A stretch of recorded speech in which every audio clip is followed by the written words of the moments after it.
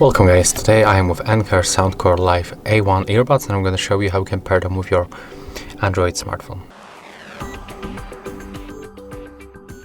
So the first you have to remember to charge your earbuds at least to the 50%.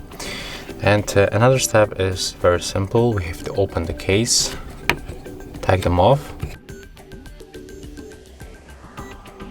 Right now, just take a look in this place.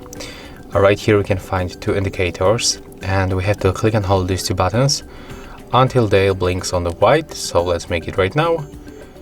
Keep holding for a few seconds and right now we can release.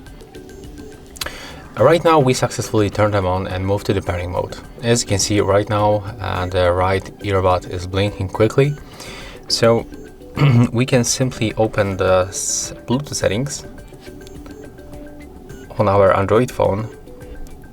You can select to pair new device or enable Bluetooth by tapping on the switcher and find your Soundcore earbuds, select them and accept pairing request that will pops after a few seconds. As you can see right now we are successfully connected and that's how you can make it. So if you find this video helpful, remember to leave a like, comment and subscribe.